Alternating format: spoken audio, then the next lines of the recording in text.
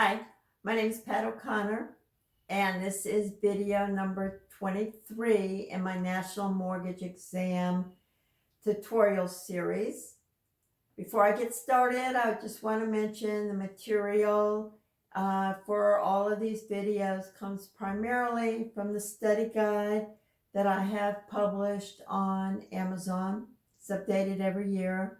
Hundreds of questions and answers, as well as 2 practice exams.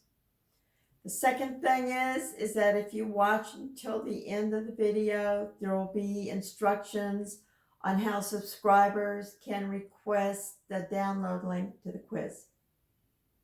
Okay, that's it. Let's get started. I am continuing my processing and underwriting discussion from the previous video. So today we're going to start with title reports. So what is the purpose of a title report? What's the purpose of title insurance? So title insurance protects both the lender and the property owner from past defects in title. So past defects in titles could be undisclosed liens. For example, a mechanic's lien, a general contractor has certain number of days to put a lien on the property if the owner hasn't paid the bill.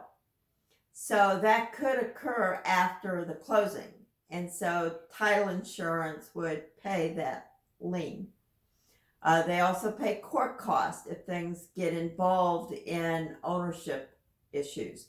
There could be forged documents along the way where the chain of title is not so clear. So that's the purpose for title insurance. So obtaining the title reports, the loan originator orders them after the appraisal is done.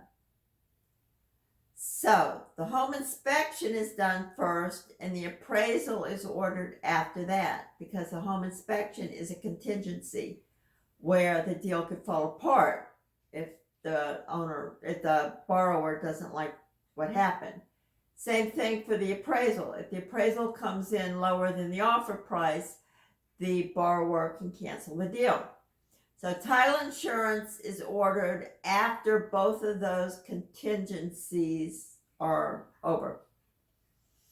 So a title insurance binder is a commitment that lists all the known defects, and those defects are going to have to be resolved before you can actually go to closing. Dead heirs that haven't had the deed changed, dead owners that where the deed has not been changed yet, divorced couples where one of the couple's names has not been taken off the deed yet, if one person got sole ownership in the divorce decree. So that kind of stuff needs to get resolved. Other types of insurance, flood insurance, depending on where you live. The National Flood Insurance Program was established years ago after a hurricane caused extensive flooding in 2 or 3 southern Gulf states.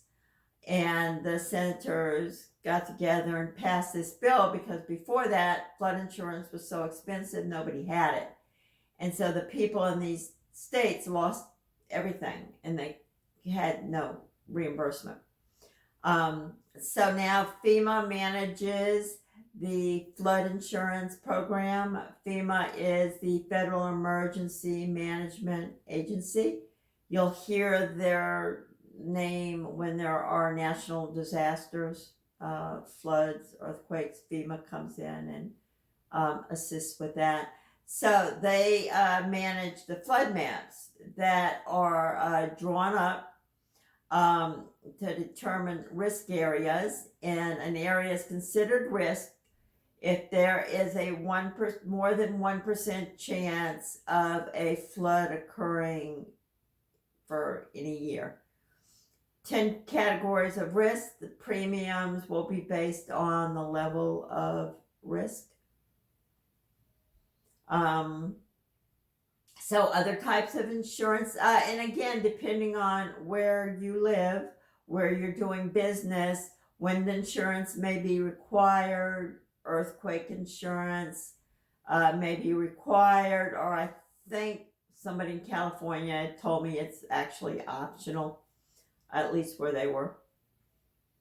Okay, private mortgage insurance, PMI, we covered this in a previous video. It's for conventional loans for borrowers who put down less than 20%. And it's money that goes to reimburse the primary lender for any losses up to that PMI amount. It can be canceled when the borrower has 78% LTV, meaning they've paid down the loan 22%. Government mortgage insurance is mortgage insurance premium, MIP, that is on the FHA loans. It is mandatory on all FHA loans regardless of the amount of down payment. And if the loan term is greater than 15 years, it will be there for the life of the loan. And this is all because of the recession. So many FHA homes went into foreclosure. FHA had to fork out a lot of money to reimburse lenders for losses because the FHA loans are 100% insured. Lenders will not lose money, but the FHA lost money. So now that is mandatory, where the PMI can be canceled automatically once the borrower has 78% LTV and they're not delinquent. All right, hazard insurance. If you own a property, you're already very familiar with hazard insurance, also called homeowners insurance. It's lender required, and the premium is paid 1 year in advance, and the borrower needs to bring that commitment letter or the receipt or something to you, the loan originator, before it can get closed. There has to be proof that that policy is paid in advance. It will be effective on the date of closing. And it covers like fires in the home, plumbing issues, roofing issues, that kind of stuff. Okay, the closing will take place after all of the contingencies are satisfied. Any outstanding issues in the loan commitment are satisfied. Title company will say, okay, we're good to close for this borrower. So there's two types of title insurance. There is a mortgagee, MORTGAGEE is the lender. So there's title insurance for the lender. There's title insurance for the mortgagor. MORTGAGOR is the borrower. The lender's insurance is mandatory. The lender does not pay for it. Either the seller or the buyer pays for title insurance, or they split it. It will be in the contract. Generally here in South Florida, it's kind of a mixed bag. By convention, there's a couple of counties, including Broward County, where I live, where the borrower picks a title company and the borrower pays for title. It is a RESPA regulation. Whoever picks the title company has to pay for title. The borrower can't be forced to pay for something that they had no choice in selecting.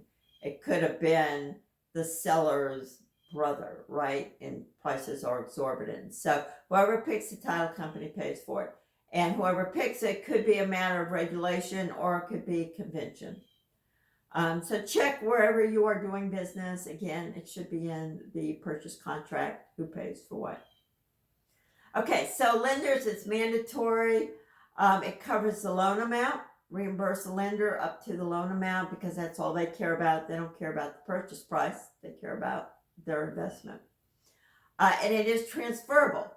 Previous videos we have talked about the secondary mortgage market, where the originating lender probably is not going to keep it in their portfolio unless it's a risky loan. And they will probably sell it either to Fannie Mae, Freddie Mac, or some other investment company.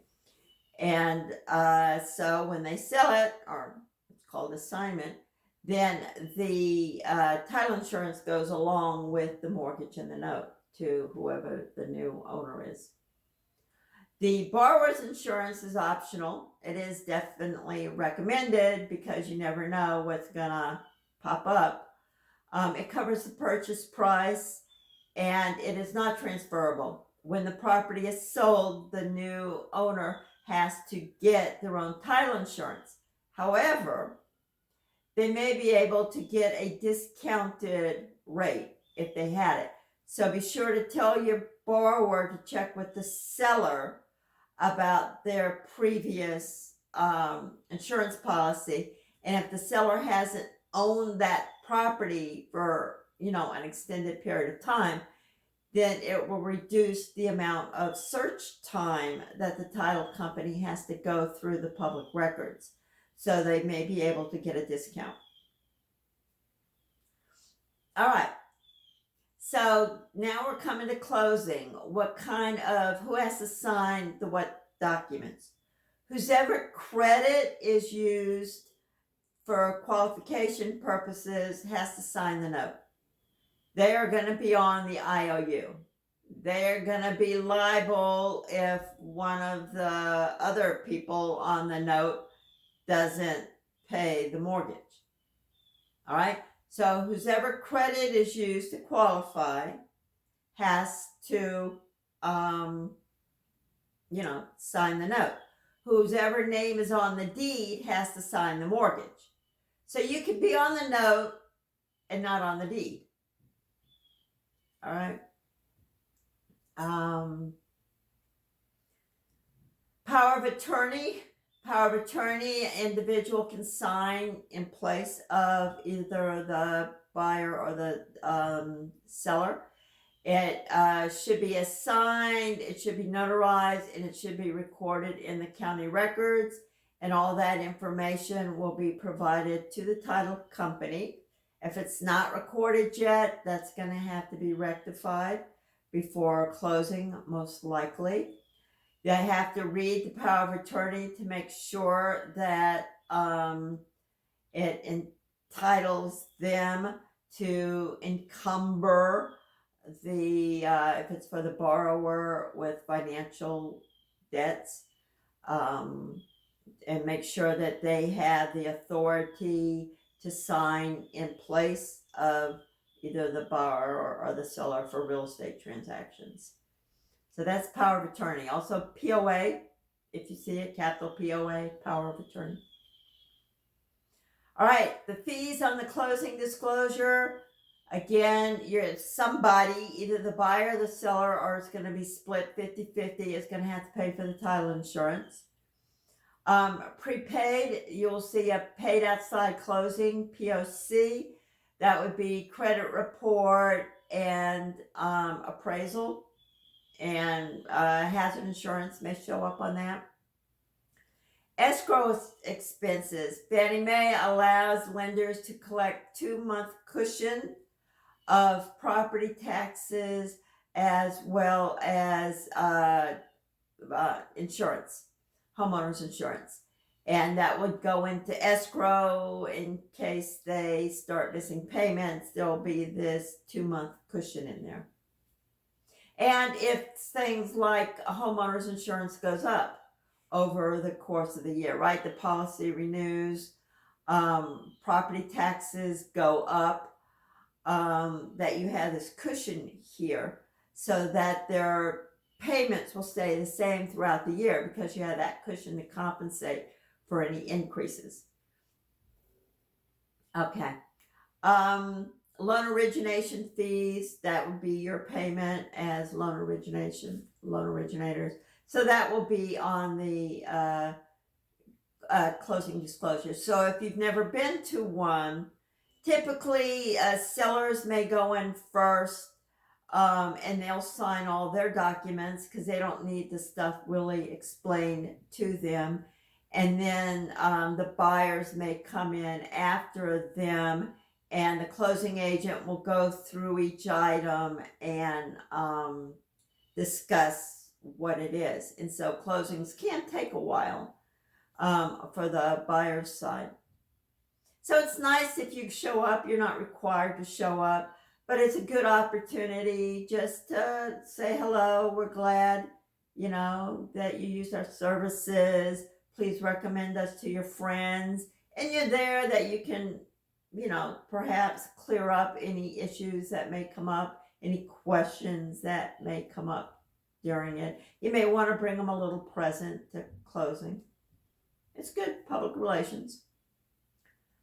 Okay, required closing documents. You're going to have your closing disclosure. Depending on what state you're in, it'll be either a mortgage or a deed of trust. The United States is split about 50-50 between which one of those is the security instrument. The note they're going to have to sign. They may have to re-sign the original loan application to say, yes, everything we put in here is still true. That's what they use to qualify. Title documents I have to sign. Initial escrow statement they'll have to sign. It'll say this is what's going to be escrowed, and this is who you're going to send your payments to. Servicers frequently exchange hands during the first few months, first year. So, that may change, but it's like, here, this is who you're going to initially send your payments to.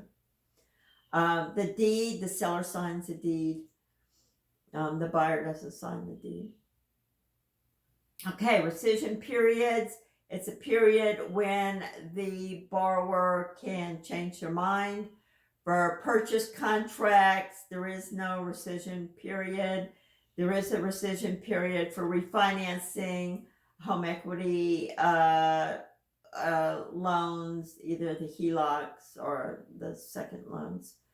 3 business days after the documents are signed. Some states are wet states. It's where, in Florida is one, it's where the loan actually gets funded, within an hour, pretty much after the documents are signed, unless you have a closing at 5 o'clock, 6 o'clock in the evening. They may not get funded, right away. But normally everything's funded and money's transferred to bank accounts or checks before the people walk away from the closing table. Other states are dry states. It gives the lender time to review the documents that were signed. So it may be days after the documents are signed, but rescission periods apply to when the documents were signed. They can change their mind 3 business days, but not for purchase loans. Okay, so that wraps this up. The directions on how to request a download link for the quiz are above my head. We have one more video in the this mortgage loan origination activities series, and that's going to be math is going to be involved in video number 24. I talk about prepays, prorated type things, down payments. Did a little math.